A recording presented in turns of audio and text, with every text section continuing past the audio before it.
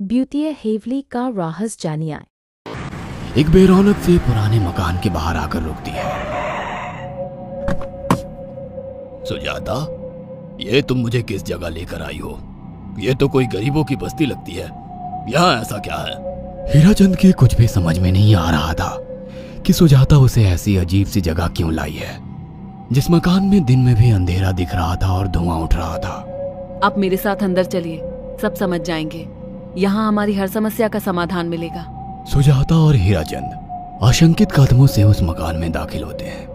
तभी उन्हें किसी महिला की बाहरी आवाज सुनाई पड़ती है। चले आओ, चले आओ। हीराचंद ने देखा कि उस मकान के अंदर अंधेरा था। अचानक हीराचंद की निगाह एक कमरे की ओर पड़ी, जिसके अंदर हल्की हल्की सी रोशनी आ रही थी और उस कमरे के अंदर से धुआं उठ रहा था। शायद उस कमरे के अंदर आग जल रही थी। है? ये किसकी आवाज है? यहाँ इतना अंधेरा क्यों है और ये धुआं कैसे उठ रहा है? मेरा तो यहाँ दम घुट रहा है।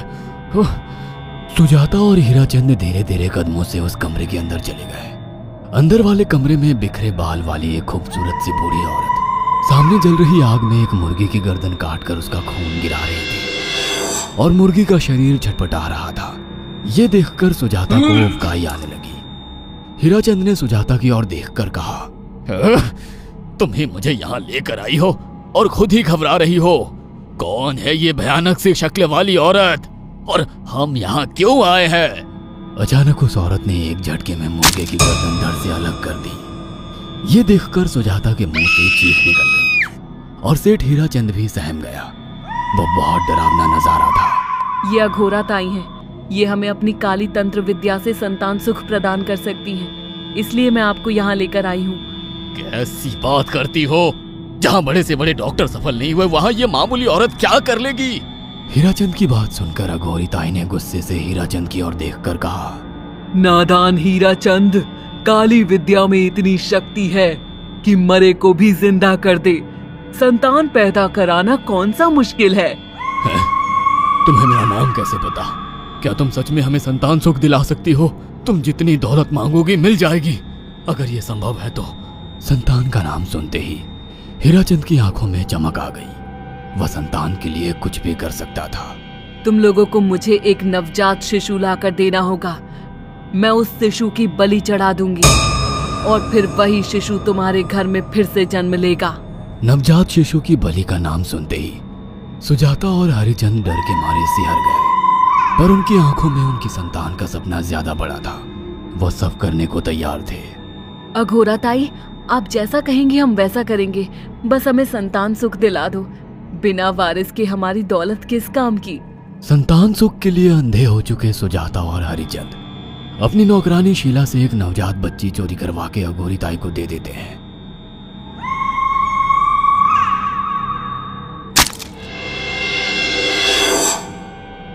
उस शिशु की बलि से सुजाता गर्भवती हो जाती है। देखा आपने अघोरा की तंत्र शक्ति? मुझे उस पर पूरा भरोसा था।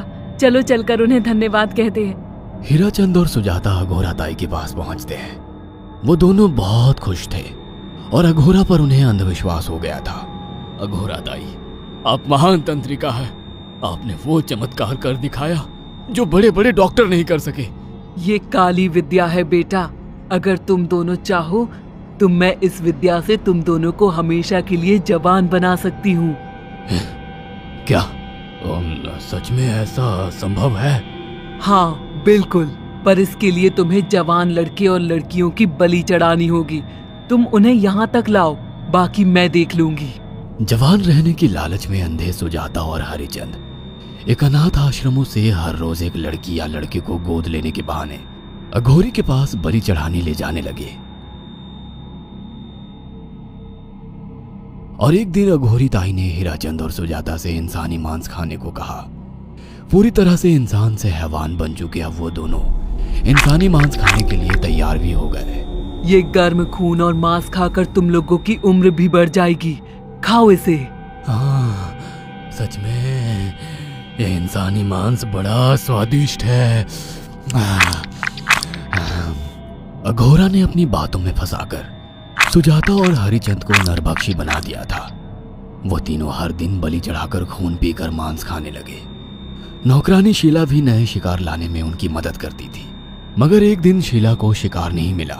मेम साहब, आज एक भी शिकार हाथ नहीं लगा और मैं बहुत थक गई हूँ और घर जाकर थोड़ा आराम करना चाहती हूँ। कोई बात नहीं शीला, एक छोटा सा काम है, तुम हमारे साथ चलो, लौटते में हम तुम्हें घर छोड़ देंगे। जी मेम साहब। शीला नहीं जानती थी कि शिकार नहीं मिलने से सुजाता और हरिचंद अंदर से बौखला गए थे और उनके दिमाग में एक शैतानी चाल चल रही थी। सुजाता, ये बेहोशी की दवा है, शीला के कार में बैठते ही तुम उसे सुंघा देना, आज हमें इसी की बलि देनी होगी।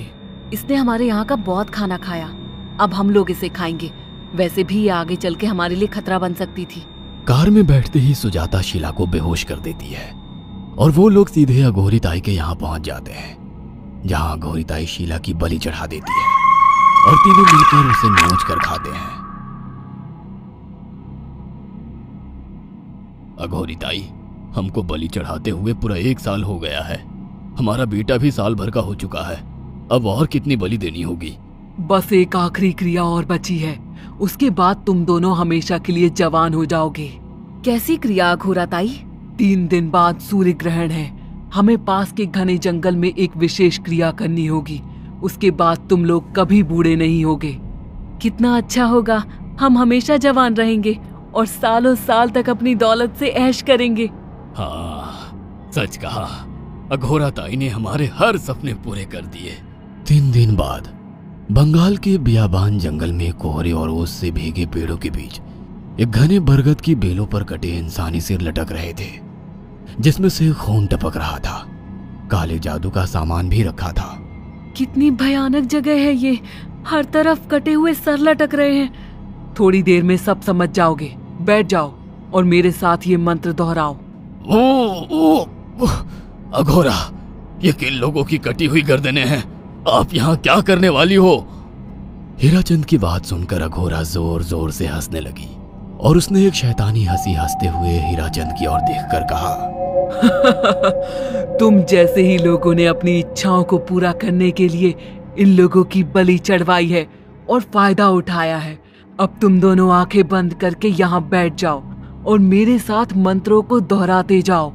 अघोरा ने सुजाता और हरिचंद को वशीकरण मंत्र और काले जादू के इस्तेमाल से सम्मोहित कर दिया और देखते ही देखते वो एक भयानक डायन में बदल गई और चीखती हुई बोली, अब मैं तुम दोनों की बलि चढ़ाकर अमर हो जाऊंगी, क्योंकि तुम लोगों ने 100 लोगों की बलि का खून पिया है। देखते ही देखते उस डायन ने फरसे से एक एक करके सुजाता और हरिचंद की गर्दन काटकर जल रही आग में बलि चढ़ा दी और उनका गर्म खून पीने लगी। जब तक तुम जैसे मूर्ख और लालची लोग अपने फायदे के लिए दूसरों को मेरे पास लाते रहेंगे, मैं उनका फायदा उठाकर ऐसे ही उनकी बलि चढ़ाती रहूंगी। दरअसल अघोरा एक डायन थी और अपना स्वार्थ पूरा करने के लिए उसने हीराचंद और सुजाता की लालच का फायदा उठाकर उनकी भी बलि चढ़ा दी। बुरे काम का बुरा ही नतीजा मिलता है। अगर आपको हमारी ये कहानी पसंद आई हो तो इसे लाइक और शेयर करना ना भूलें। साथ ही ऐसी और नई कहानियों के अपडेट्स पाने के लिए हमारे चैनल अक्षु टीवी को जरूर सब्सक्राइब करें।